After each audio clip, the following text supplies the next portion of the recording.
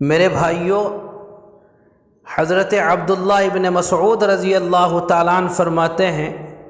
کہ جناب رسول اللہ صلی اللہ تعالیٰ علیہ وسلم ارشاد فرماتے ہیں کہ لا حسد الا فی اثنین، کہ روئے زمین پر دو آدمی ایسے ہیں جن پر رشک کیا جا سکتا ہے، جن کی تقلید کی جا سکتی ہے۔ اس دنیا کے اندر دو انسان ایسے ہیں جن پر رشک کرنا چاہیے، اور جو نعمتیں، جو دولتیں اللہ نے ان کو عطا فرمائی ہیں،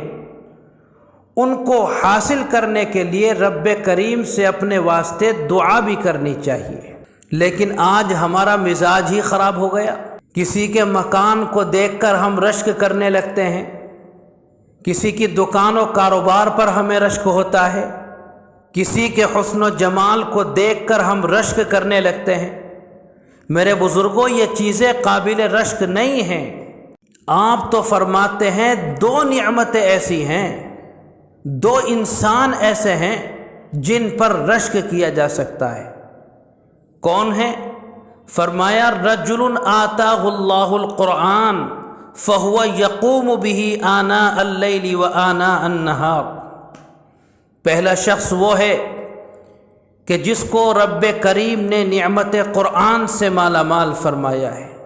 دولت قرآن اس کو عطا فرمائی ہے، وہ قرآن کریم پڑھنا جانتا ہے، اللہ کے کلام کو سمجھتا ہے، اچھے انداز میں اچھی قرات کے ساتھ قرآن کی تلاوت پر وہ قادر ہے۔ فَهُوَ يَقُومُ بِهِ آنَاءَ اللَّيْلِ وَآنَاءَ النَّهَارِ، لیکن وہ قرآن کو جزدان میں بند کر کے نہیں رکھتا ہے، بلکہ تلاوت قرآن میں مشغول رہتا ہے۔ جب بھی اسے فرصت ملتی ہے، جب بھی اسے موقع ملتا ہے، جب بھی اسے خالی وقت ہاتھ لگ جاتا ہے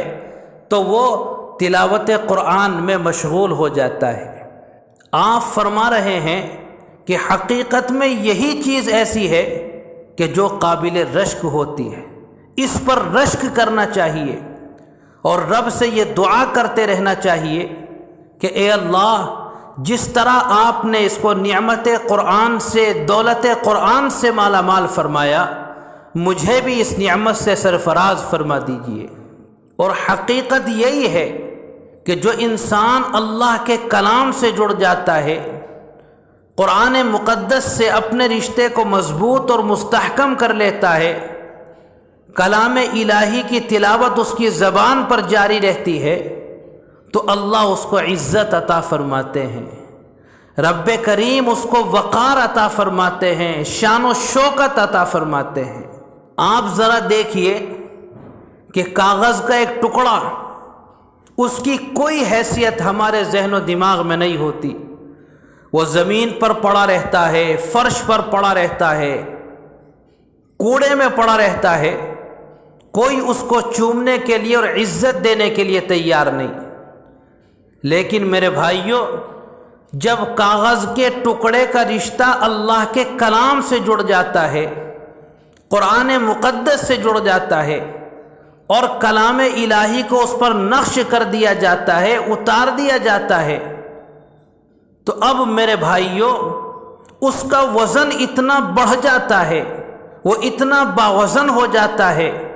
فرمایا کہ اب بغیر طہارت اور وضو کے اس کو چھونا جائز نہیں ہوتا۔ تو جب ایک بے حیثیت چیز، جس کی کوئی حیثیت نہیں تھی، کلام الہی سے جڑنے کی وجہ سے، قرآن مقدس سے ربط قائم ہونے کی وجہ سے اس کو یہ وقار حاصل ہو سکتا ہے، اس کو یہ مقام حاصل ہو سکتا ہے، تو وہ انسان جس کو رب کریم نے اشرف المخلوق بنایا ہے، سب سے افضل اور اعلیٰ انسان بنایا ہے، جب اس کا رشتہ قرآن کریم سے جڑے گا، وہ اللہ کے کلام کی تلاوت کرنے والا ہوگا، قرآن مقدس کو پڑھنے والا ہوگا، اللہ کے کلام کو سمجھنے والا ہوگا، قرآن کو سیکھنے اور سکھانے میں زندگی گزارنے والا ہوگا، قرآن کریم کو اپنے سینے میں محفوظ کرنے والا ہوگا، اور اس کی تعلیمات اور ہدایات کے مطابق زندگی کا سفر طے کرنے والا ہوگا تو اللہ اس کو عالی شان عزت و نعمت سے مالا مال فرمائیں گے، ایسا وقار اس کو نصیب فرمائیں گے جو دنیا میں آپ کو دیکھنے کو نہیں مل سکتا۔ تو آپ یہ فرماتے ہیں کہ اگر رشک کرنا ہے تو اس انسان پر رشک کرنا چاہیے جو رات اور دن قرآن کی تلاوت میں مشغول رہتا ہے، اور دوسرا انسان جو قابل رشک ہے، فرمایا نبی کریم علیہ الصلاۃ والسلام نے، رجل آتاہ اللہ المال، ایک وہ شخص جس کو اللہ تعالیٰ نے دولت عطا فرمائی، مال عطا فرمایا، جس کو صاحب ثروت بنایا، دولت مند بنایا، لیکن وہ مال کو، دولت کو تجوریوں میں بند کر کے نہیں رکھتا۔ فرمایا فَهُوَ يُنْفِقُ مِنْهُ آنَاءَ اللَّيْلِ وَآنَاءَ النَّهَارِ، بلکہ اس مال کو رات اور دن راہ خدا میں خرچ کرتا رہتا ہے، خیرات کرتا رہتا ہے، دان کرتا رہتا ہے، صدقہ کرتا رہتا ہے، اور غریبوں کی غربت میں کام آتا ہے، پریشان حال انسان کی پریشانیوں میں کام آتا ہے، بے سہاروں کے لیے سہارا بنتا ہے، مجبور اور بے کسوں کو مال دے کر رب کا شکریہ ادا کرتا ہے، تو یہ بھی وہ انسان ہے جس پر رشک کرنا چاہیے۔ صرف مال کا حاصل ہو جانا، دولت کا حاصل ہو جانا، صاحب ثروت بن جانا یہ کمال نہیں ہے، بلکہ اس مال کو، اس دولت کو صحیح مصرف میں خرچ کرنا یہ کمال ہے۔ ایک دوسری روایت میں نبی کریم علیہ الصلاۃ والسلام ارشاد فرماتے ہیں، افضل الصدقۃ ان تشبع کبدا جائعا، سب سے بہترین صدقہ یہ ہے کہ تو کسی بھوکے انسان کا پیٹ بھر دے، کسی بھوکے کو کھانا کھلا دے، اس لیے کہ میرے بزرگوں کھانا سب سے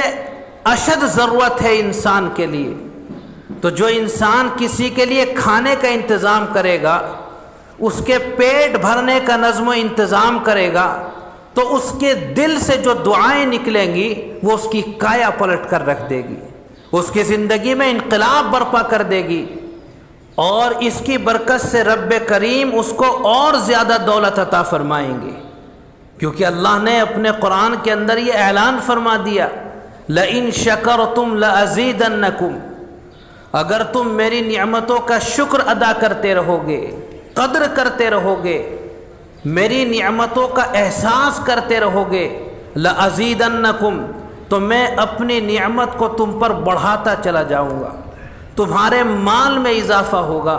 تمہاری دولت میں اضافہ ہوگا، تمہارے وقار میں اضافہ ہوگا،